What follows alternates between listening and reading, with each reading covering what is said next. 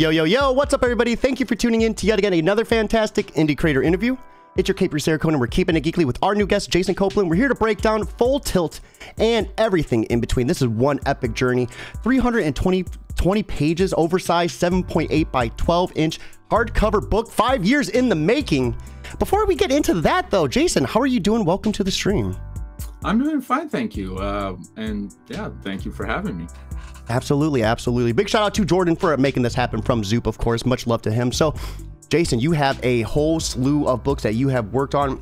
Some awesome titles. I mean, Daredevil, What If, Infinity, Guardians of the Galaxy, Judge Dredd, all kinds. You know, where did it all begin for you? Oh, let's set the way back dial. It wasn't really till high school that I got interested in drawing comics, and that was mainly because I discovered Frank Miller's Ronin. Mm-hmm. I like comics, but that was a book that was sort of like, oh, okay, this is what comics could be. So, and it got me actually creating my own. Up until that point, I was just, drawing superheroes and, trying to just ape whoever I was liking at the time. But I never really wrote a story or drew a story until Ronin. And then fast forward through art school, which was a hellscape for anything that wasn't, fine arty, conceptual type stuff. So comics kind of fell by the wayside while I was going to art school. And then a few years, well, almost 10 years after I got out of art school, I decided to try comics again. And and then just doing some anthology work, kind of just networking and finding people that I like to work with, and and just slowly building a portfolio through anthology work, and then just every once in a while getting a chance to do something in a published, a non self-published book.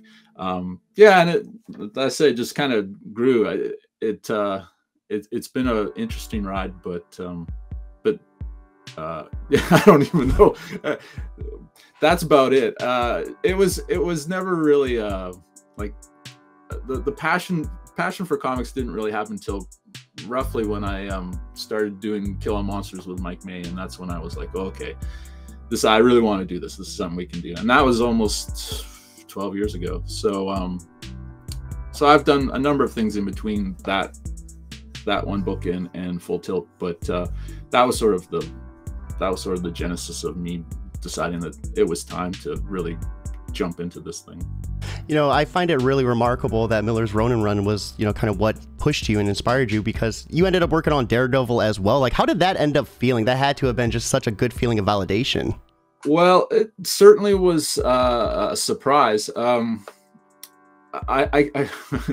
only did one issue. I always have to have a little asterisk. I don't feel great about Daredevil, only that because I was working from Chris Somney's layouts, which were fantastic, and Chris is amazing to work with, a very giving guy. And so, he did most of the heavy lifting. I was sort of a finisher and inker for that. So I can't really, I generally don't take a victory lap for that book. But that one just kind of happened. Mark Waid needed somebody fast. I think Chris, they were just having their first child. So they needed somebody, and Mark knew me through somebody else, and just kind of threw me a bone. Hey, it's a shame they didn't get your pencils, though, because your interiors are gorgeous. Yeah, thanks. It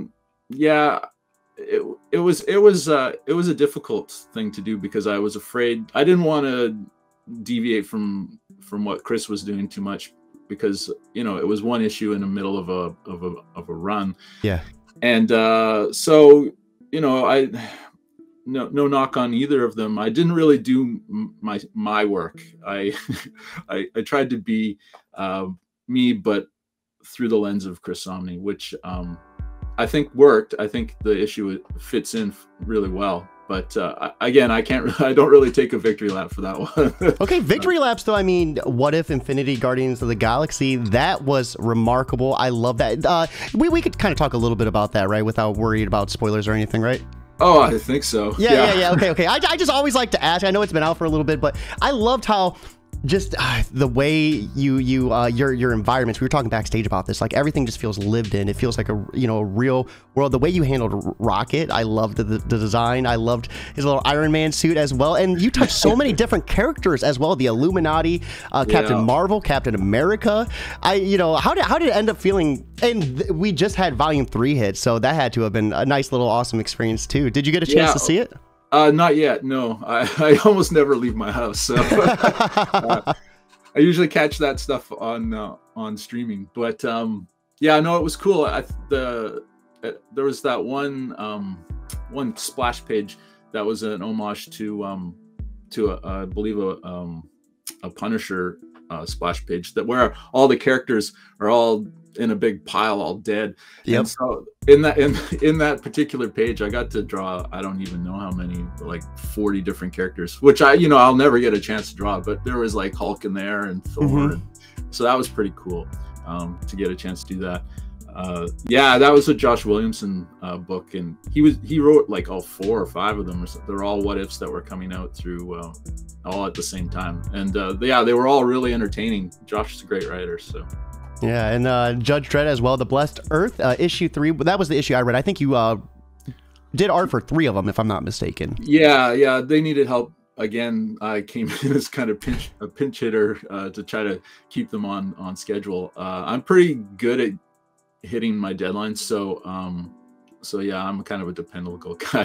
Hey, that's good in this market and industry, though. Well, yeah. The thing is that a lot of the time it's a rush job, so I could have probably done better work. I know that I could have done better work, but when you're doing 20 odd pages in 30 days, you don't really have a lot of wiggle room. You're getting the script and you just kind of, whatever happens, you got to kind of stick with it. You don't have a chance to, like, for Full Tilt, where I can take the time and if something's not working, come at it at a different angle. But doing a monthly book, in 30 days is like, you put it down and you kind of live with it. You just gotta move on. Yeah, you have to learn. Well, I never really have learned, but you have to just kind of step away and say, okay, that's done. Which is hard for me to do, which is one reason why this Full Tilt took so long. See, I find it incredible you say that, because Judge Dredd, like, the environments just were next level. There's so many people as well. We had like just like this mayhem happening on a train. There was one scene in particular, we were talking backstage again about Judge Quill, like, having this confrontation with the robot. The robot, saying we're not property, and then in a couple pages later, that robot has a knife in their head. And I just love, your attention to detail, even if you're pumping out a page a day and you really don't have time to go back. I mean, I would have never been able to tell the difference, and maybe that's because I'm untrained, I'll throw that out there, but I'm just mesmerized by your interiors. Oh, well, thanks so much. Yeah, I make sure that the characters feel like they're in a real space. That was one of the things that always bothered me when I was reading comics as a younger person, was that a lot of and I understand it because of deadlines, but a lot of the artists would have blank backgrounds or very sparse backgrounds, and sometimes you didn't even know, if you came in mid scene, you didn't even know where they were. There was just nothing to ground them to any reality. So I've always been a person who has been trying to build the environment and make sure that these characters are interacting within that environment, so that they're not just in some nebulous void. Yeah. No, absolutely. So that's something that I pride myself on. So I'm glad that you picked that up, because I try to make sure that the interior, the environments are real. Yeah. So, what do you prefer, the digital medium or the traditional medium? I mean, pumping out a page a day seems like a heavy workload. Yeah. Luckily, I don't do that anymore. I've kind of stepped away from work for hire, and I work traditionally. I do my roughs digitally, but then I print them out and I ink them on board. So, and I use a lot of whiteout, tons. Okay. Yeah. And I have no problem whiting something out. It's one of the reasons why I think that my work tends to feel have a bit of a kinetic energy to it, because I don't really labor a line. If I put a line down, I don't like it, I'll just white it out and draw another one. So Yeah, some of these pages have so much whiteout, it's unbelievable. So why use whiteout over maybe starting a new page? Is it just because the amount of detail that goes into each page, or is there a certain reason behind it? Yeah, I'm kind of a person that likes to have everything on the board, and I've done this before where I'll do another panel that I just kind of patch in digitally or whatever. But generally speaking, I like to have everything all on one board. So, and the art, for me, the whiting out of stuff is part of the process. Yeah. And that's how I get whatever I get on the pages, is sort of through that. And I think that I definitely know that if I did a digital, it will look different. So I'm pretty okay with just whiting stuff out and getting it all chunky and trying to draw over top of that. It's just, yeah, it's part of the process. No, I love that. And, you know, you have to trust the process, right? You got to, you lay it down and either white it out or continue with that line. And that leads us to Full Tilt. Once again, guys, a 320 page oversized 7.8 by 12 inch hardcover, 5 years in the making. So, I mean, were you working on this in between, you know, work for hire jobs and then slowly made your way out of that? Or how did the creation of this begin? Yeah, no, I had actually had a gap. About 5 years ago, I had a gap in my schedule. Everything that all the work for hire stuff that I needed to do, that I committed to, was done, and so it was just sort of now or never. It felt like, I always feel like comic book artists have a story, at least one story, I think, in them, and a lot of them don't get a chance to do it. You know, they're kind of tied to the monthly grind or finding the next gig. Luckily, my wife is very supportive, and money wasn't really an option. I didn't need to hustle. I did do some stuff. I did a fill-in issue for Olympia with Kurt Pierce. I did one issue of that, and I did some covers. But generally speaking, I was just working on Full Tilt for the last 5 years. And yeah, like no money coming in. It was, and lonely. It's a lonely experience because I wasn't working with anyone, writing and drawing it myself. Yeah, I was in my studio, just me. Yeah. So is this the first time you kind of picked up the pencil and got behind the writer chair of things, or? Yeah. Oh yeah, for sure. I had done a few really small things, a couple things for anthologies, and one of them that actually I think both of them never got published. Like the anthology just kind of fell through. So I had done a few short stories, but I never anything this size. And when I started, Full Tilt was only going to be about 120, 140 pages. But as I was going through it and adding stuff and going, oh, wouldn't that be cool if I did this? And oh, wouldn't it be cool if I did that? The book just kind of grew and grew.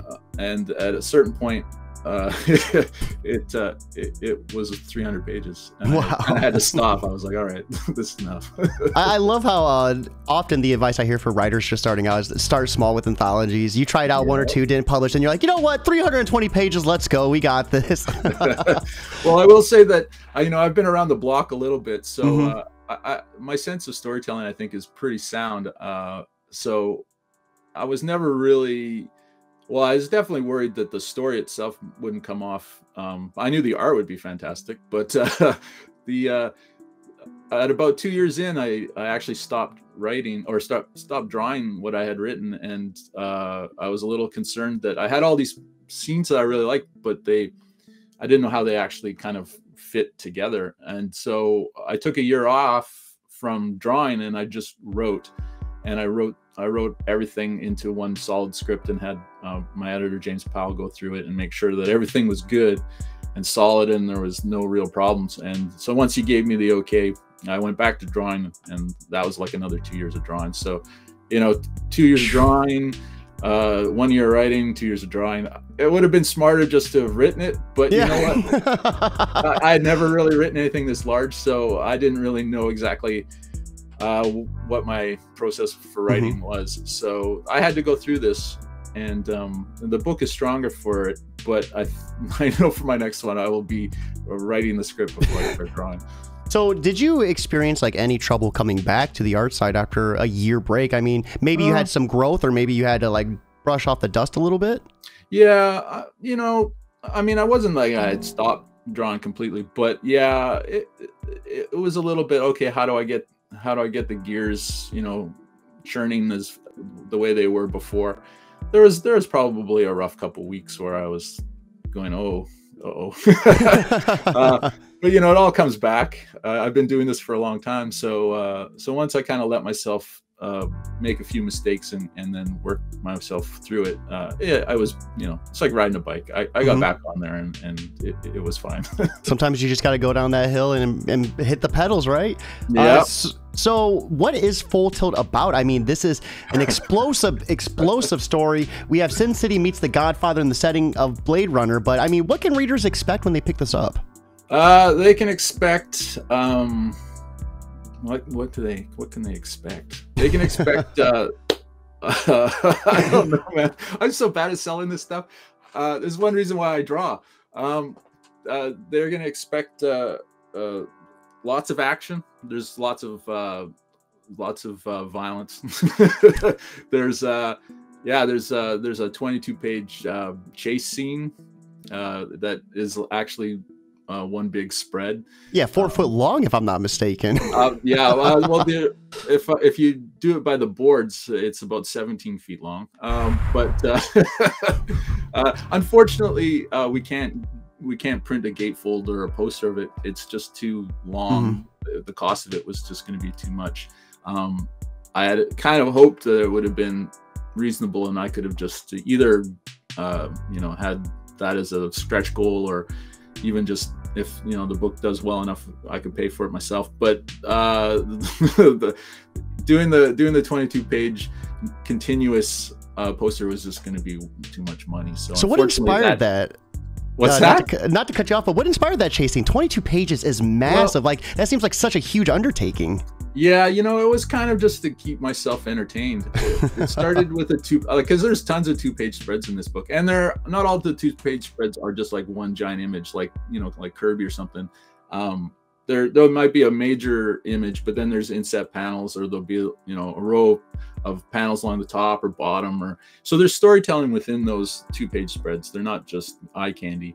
But I had done 1 2-page. It was the beginning of this chase scene. They're in this ship and they're flying, and I drew it. And I'm like, oh, that's really cool. But you know, the city is part of it's like a character in the book, and I really thought, oh, if I continue this one shot and kind of you can see more of the city as the thing went, because there's these individual panels that kind of show you the progression of the ship and stuff. And so I did like essentially a 4-page spread of this thing, and then I thought, oh, wouldn't that be cool if I continued it, you know, again. And so the end of that second 2-page spread matches up with the beginning of the next one, even though the image or the scene essentially changes. Like we go into the interior of the ship and that sort of thing. It all runs as one if you butt them all together. So now I just kind of well, I got 3, why don't I go for 4? And so eventually I got to 11, and where it ends on the 11th, on the final page of that 11th one, was it's a good point to change, you know, the viewpoint and all that sort of stuff, and kind of wind that down. So yeah, once I hit about that, I was like, okay, now it's time to focus on something that's not so silly.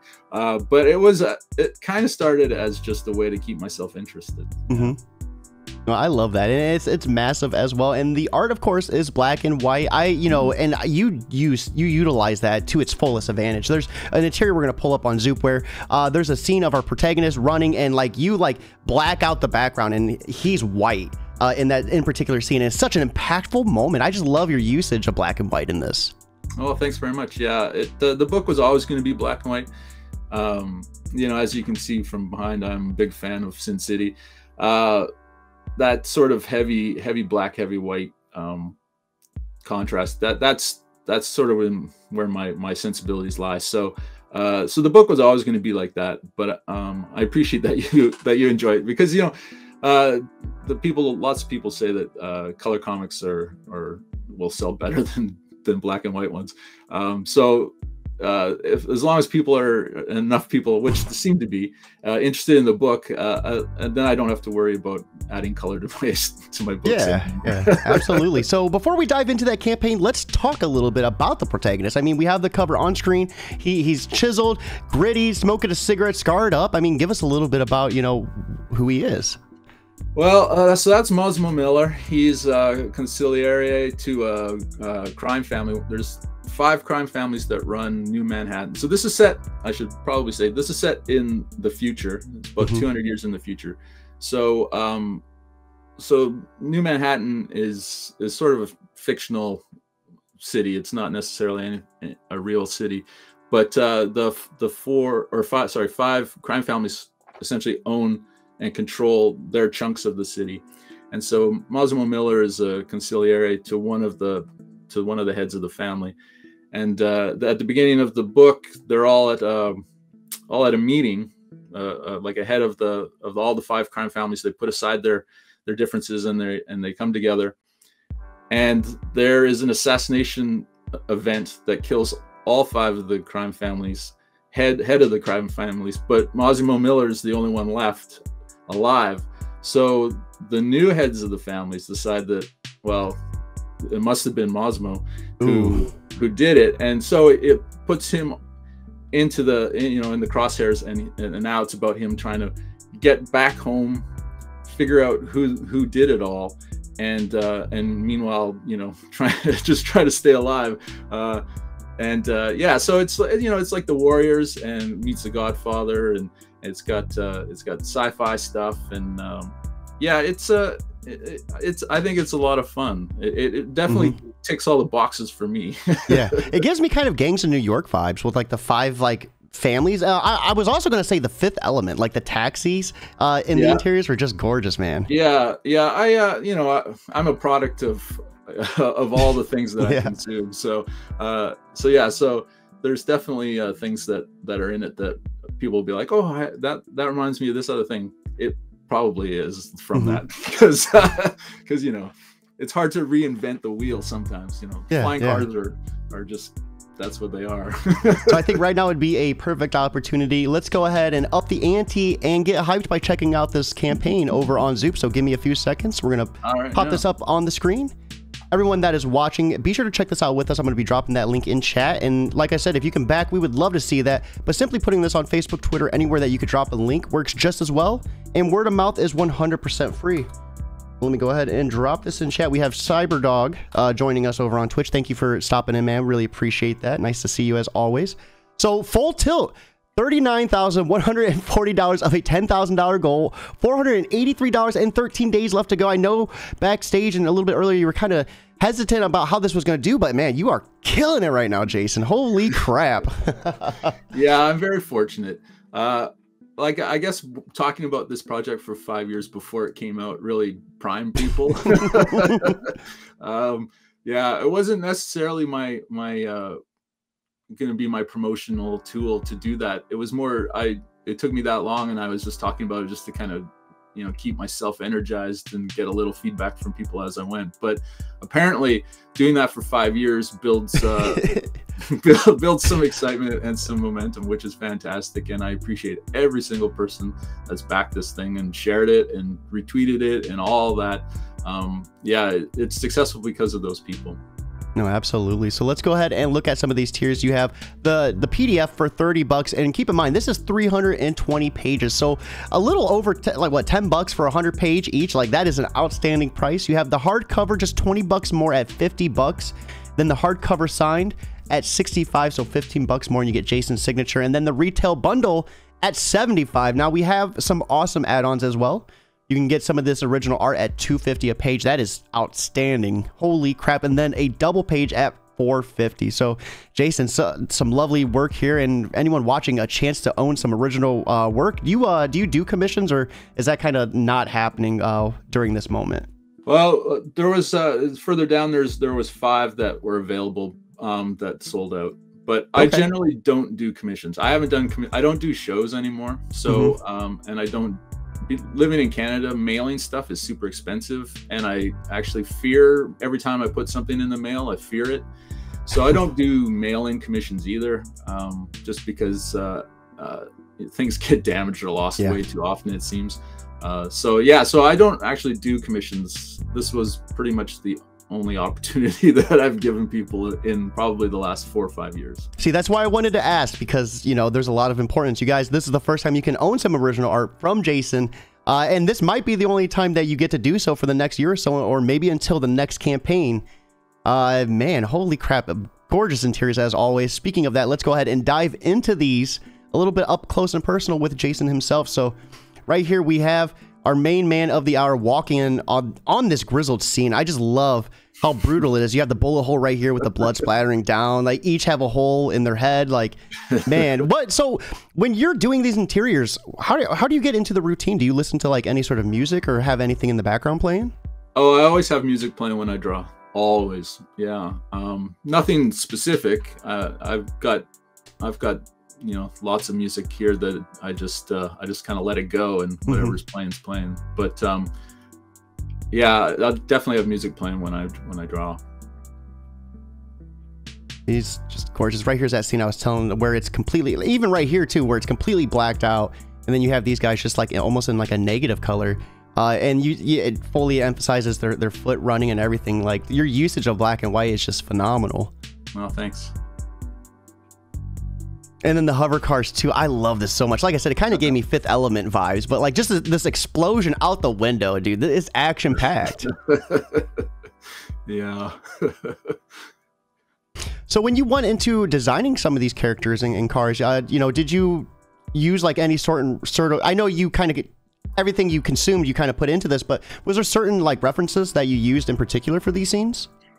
No, I most of this stuff is just from my head. So, you know, there definitely will be some sort of similarities to something that is out there, but it was never specifically referenced.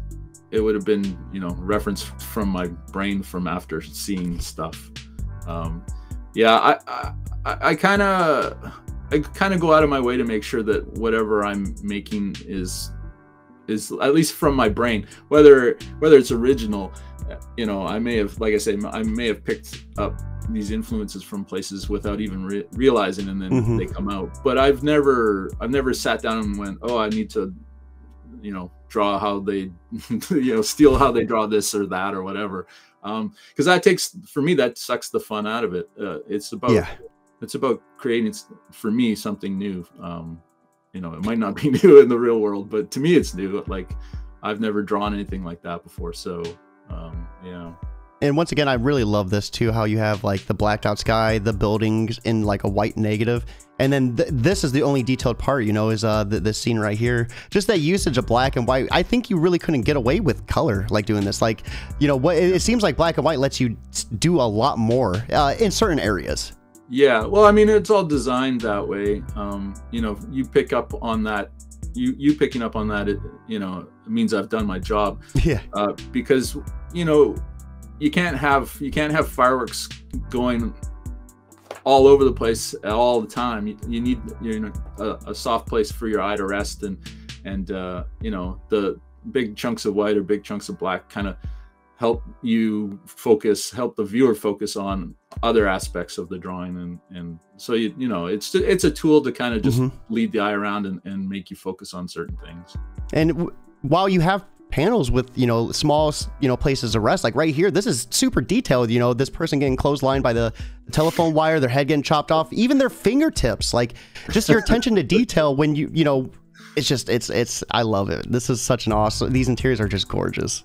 Oh, thanks, man. Yeah, I have a lot of time by myself with these pages, so I have to sometimes stop noodling. That's one of the problems too, right? I could just kind of keep going, and I have to, at certain points, I have to pull myself away from and say, okay, that's enough. Even like right here, this single page, you took this one single image and broke it up in 4 panels. Like, that's awesome. Thanks. Yeah, that's funny because that page was actually different up until about a month before I finished the book. That's like a redo from a page that I'd already drawn that was very different. And yeah, I was really happy with the way that one came out, because it it worked much better than what I had before. So. Holy crap! And then some double page spreads as well. Yeah, and just anyone that is even remotely interested in the work, I've actually got more pages available to look at. If you back the tier, the Zoop guys will contact you and show you other pages. So those pages that are on the site are available, well, except for the ones that are claimed, but there's more. There's literally like another 32 page spreads in there. This pipe scene looks just, oh man, this is like, it reminds me of those window savers from like when I was in elementary school. That's what I get all the time. It's like, oh, that's Windows 95. And I lived through that. So that in my brain there somewhere. I gotta get it out. Yeah, it was in there somewhere. Yeah. And then, of course, the longest spread right here. So a 14-foot. I don't know where I got 4. I think I just didn't see the 1 right there. It was just such a massive number. I didn't see that. Let Zoop know they can set up a special order if you want to get those all in high quality glistening print. Yeah, I'm getting one. I have absolutely nowhere to display it, but I'm going to get it. We'll find a place. We'll make one. So one hell of a campaign. Is this your first crowdfunding experience? Well, Michael May and I, we kickstarted the first chunk of the Kill Out Monster book through Kickstarter, but that was like 10 years ago, and Mike was the one in charge of that because at the time Canadians couldn't do a Kickstarter. It kind of messed up. Yeah, it was only an American thing. So, and I think maybe in the UK, but Canadians you couldn't do it. So Mike was in charge of that. So you know, I've sort of been through that experience, but I didn't fulfill it. That was Mike, and he hated the experience. So that brings me to Zoop. Why Zoop is that I mean, they're great guys, but they take care of they find the printer, they deal with the printer, they get the book shipped to them, and then they fulfill it. So for me, I don't have to deal with any of that stuff, which is fantastic because that's not the way my brain is built. And mailing to and from Canada is super expensive as well. So yeah, so for me, Zoop was the way to go, the only way to go, really. Oh, absolutely. And we just got hit with a massive raid over on Twitch. Dom and our good friend Panda bringing in a whole slew of new people to come check out this interview. Everyone that is new and just joining us, check out the link right here. Jason is a phenomenal writer and artist. Here we're talking about Full Tilt, but he's been involved with Daredevil, Marvel, and What If, Infinity, Guardians of the Galaxy, Judge Dredd, all slews of work. So if you loved any of that, check out his personal work. 5 years of just passion going into this. Jason, for anyone who might be on the fence about backing, what would you like to say directly to them to kind of help push them over that fence? Well, I think that the main thing about this is that I currently don't have plans for it to be available in any other way. It will definitely never be available in an oversized hardcover format like this. So this is the one opportunity to be able to have this, and it's going to look like it's going to be a fantastic book. Tim Daniel, who does all the production stuff for Vault Comics, he did the cover. He's doing the interior design of the book, so it's going to be top notch inside. I mean, the artwork aside, the book itself is going to be a fantastic object.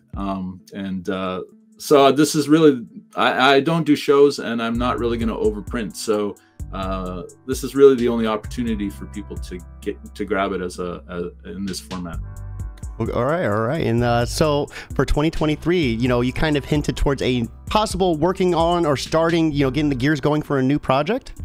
Yeah. So once this is done and I've done the remarked sketches and all that sort of stuff and the commissions, Mike and I are going to start doing another Kill Out Monster book. And then in the background, while I'm doing that, because I'm just doing the art for it, I'm starting to put together my next solo book, which I actually just posted an image today that kind of hints at the direction that it will be going. So yeah, so I'm pretty excited about that. I just have to get through this first because my brain, I'm not a good multitasker. So I need to finish off Full Tilt. It needs to, I mean, the artwork is done and everything, but I just mean I need to do the extra work, the remarked things and the commissions, and then I can focus on doing Kill Out Monsters and the other stuff. So yeah, but there's definitely there's definitely stuff coming.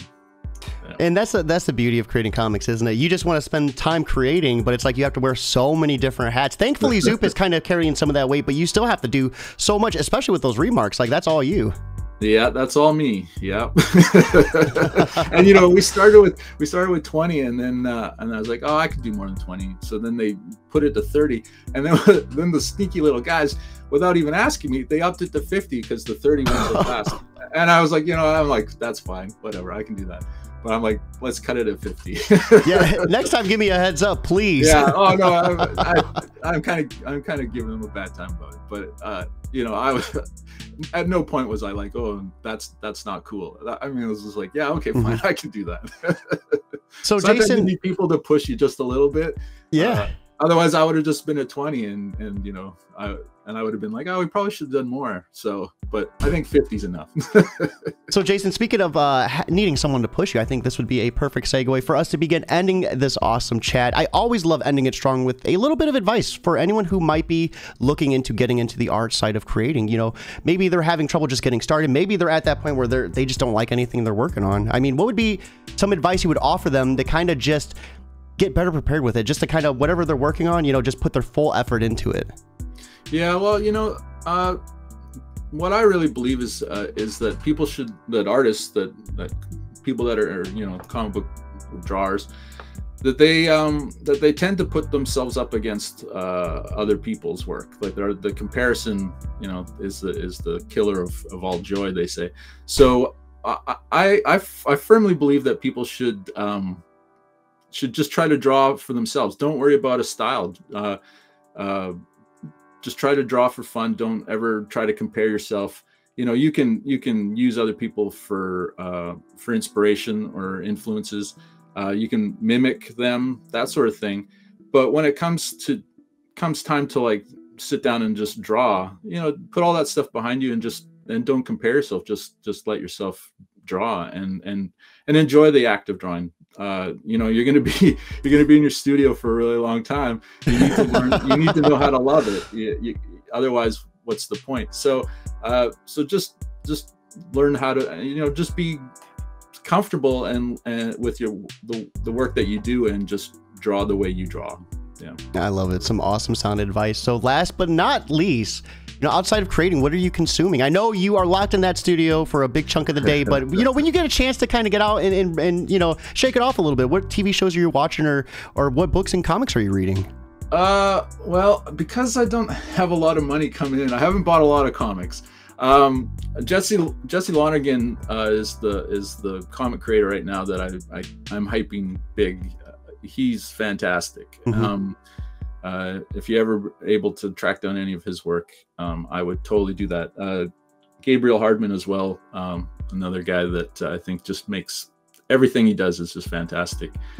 As for TV shows, what did we just? We haven't watched Mandalorian yet. We're waiting waiting for to start that soon.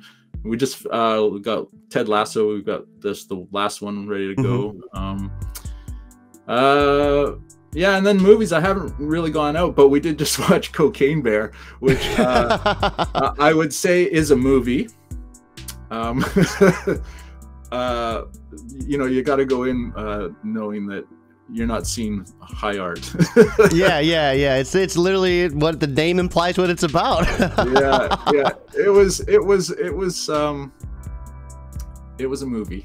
It kind of reminds me, it's like in that same vein, like Violent Night, like about the Santa Claus who like protects a family from a bunch of like burglars holding them hostage. Oh geez, I haven't seen it, but that sounds excellent / horrible. Yes, it was. My girlfriend the whole entire time's like, this is trash. I'm like, dude, I am loving this. Like, it's like, as long as you're in on the joke, you know, it can be really bad and you can still dig it. That's for sure. No, absolutely. Depends on your mindset, I guess. So Dom, Panda, thank you both for rating me and bringing your audiences to check out this awesome podcast. This was an awesome sit down with Jason. Thank you so much, of course, for swinging by and hanging out. This was such an awesome opportunity. Oh, thanks so much, Cody. I really enjoyed it. No, absolutely. And everyone watching, oh, go ahead. No, I was just saying thanks for everyone who's watching. And for anyone who's watching this at the tail end, all these links are in the description, so you can hit that description, check out those links, back or share wherever you can. Word of mouth is 100% free. With that being said, it's time for us to wrap up. I hope you all have a lovely Friday, but most importantly, guys, keep it geekly.